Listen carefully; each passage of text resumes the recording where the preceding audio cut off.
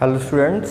तो आज हम लोग जो डेमोक्रेटिक पॉलिटिक्स का इलेक्टोरल पॉलिटिक्स चैप्टर पढ़ रहे हैं उसमें हम लोग आगे बढ़ेंगे। अगला जो टॉपिक है तो हमने पढ़ा था कि इलेक्शन का नीड क्यों है। अब आज के लेक्चर में पढ़ना है कि what makes an election democratic. ऐसी क्या सिचुएशंस हैं जो कि हमारे इलेक्शंस को डेमोक्रेटिक बनाता है, उसको आज को हम इस लेक्चर में कंप्लीट करेंगे। तो election can be held in many way. अलग अलग तरीके के इलेक्शंस होते हैं, बहुत सारे तरीके हैं इलेक्शंस होने के। All democratic countries hold election. सभी डेमो कंट्रीज में इलेक्शंस होते हैं, but most non demo country also had some kinds of election. लेकिन दिक्कत क्या है कि डेमोक्रेटिक कंट्री में इलेक्शन तो होते हैं, लेकिन नॉन डेमोक्रेटिक कंट्री में भी इलेक्शंस होते हैं। तो भाई अपन कैसे ये चीज़ समझ पाएंगे कि कौन सा इलेक्शन डेमोक्रेटिक है, कौन सा नॉन डेमोक्रेटिक है, कौन सा इलेक्शन डेमोक्रेटिक है और कौन सा इलेक्शन नॉन डेमोक्रेटिक है। इस चीज़ को अपन कैसे समझ पाएंगे, ठीक है। How do we distinguish democratic election from any other election, ठीक है। जो डेमोक्रेटिक इलेक्शन है वो कैसे दूसरे टाइप के इलेक्शन से डिफरेंट है, ठीक है। We have discuss this question briefly in chapter 2। इसके बारे में हमने चैप्टर 2 में काफ़ी ब्रीफ में समझा था। अब we discuss many example of countries where elections are held but they can't really be called democratic election. अब बहुत सारी कंट्री ऐसी हैं जहाँ पे हम देखेंगे इलेक्शन होता है लेकिन हम उनको डेमोक्रेटिक नहीं बोल सकते। ऐसे एग्जाम्पल्स को हम देखेंगे। Let us recall what we learned there and start with a simple list of the minimum condition of democratic election. तो सबसे पहले हम स्टार्ट करते हैं जो डेमोक्रेटिक इलेक्शन का मिनिमम कंडीशन है वहाँ से।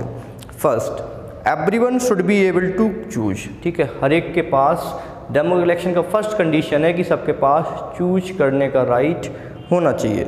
दिस मीन्स दैट चूज करने का राइट होना चाहिए, इसका मतलब ये है कि everyone should have one vote, कि सबके पास एक वोट होना चाहिए। And every vote should have equal value, हर एक वोट का वैल्यू इक्वल होना चाहिए, ठीक है। तो पहला चीज़ ये है कि everyone should be able to, हर एक चूज करने के एबल होना चाहिए। This mean that everyone should have, और इसका मतलब ये है कि हर एक के पास वन वोट होना चाहिए और वन वोट का वैल्यू इक्वल होना चाहिए, हर एक वोट का वैल्यू इक्वल होना चाहिए। पहला डेमो का कंडीशन ये है, ठीक है। दूसरा, there should be something to choose from. Parties and candidate should be free to counter election and should offer some real choice to the voter. Second है, there should be something to choose from, मतलब choose करने का सही option होना चाहिए। ऐसा नहीं कि आपने एक पार्टी के 5 कैंडिडेट खड़े कर दिए, आप चूज किसी को भी करोगे बनेगा उस पार्टी कैंडिडेट ही, ठीक है। तो रियल में चूज करने का ऑप्शन होना चाहिए। Party and candidate should be free to contest election, हर एक पार्टी को किसी भी इंडिविजुअल इंडिपेंडेंट कॉन्टेस्ट करने वाले पर्सनस को, ठीक है, ये राइट होना चाहिए, कैंडिडेट को राइट होना चाहिए कि फ्री होना चाहिए इलेक्शन में कॉन्टेस्ट करने के लिए। And should offer some real choice to voter, जिससे वोटर को रियल चॉइस मिल सके, एक से ज़्यादा चॉइस मिल सके। Third, the choice should be offered at regular interval. अब ये नहीं कि इलेक्शन आपने वक्त करा दिया तो बस हो गया इलेक्शन खत्म। ये चॉइस आपको रेगुलर इंटरवल से, यानी कि एक पर्टिकुलर टाइम, जैसे अमेरिका 4 साल में इलेक्शन कराता है, इंडिया 5 साल में कराता है, मैक्सिको 6 साल में कराता है, तो ये हर एक रेगुलर इंटरवल्स बाद की चॉइस लगातार मिलती रहनी चाहिए। Election must be held regularly after every few years, वही चीज़ की इलेक्शन रेगुलरली कुछ सालों में होते रहे। Fourth, the candidate preferred by the people should get elected, ठीक है।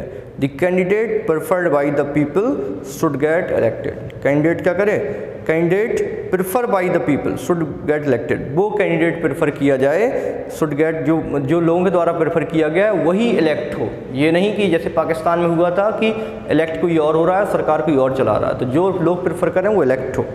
Fifth point, election should be conducted in free and fair manner, ठीक है। इलेक्शन फ्री और फेयर मैनर में हो, where people can choose as the really wish, फिर इस तरीके फ्री और फेयर मैनर में हो कि जिसको लोग चाहते हैं वही जाके इलेक्शन में जीते, वही चूज हो जाए, ठीक है। क्लियर।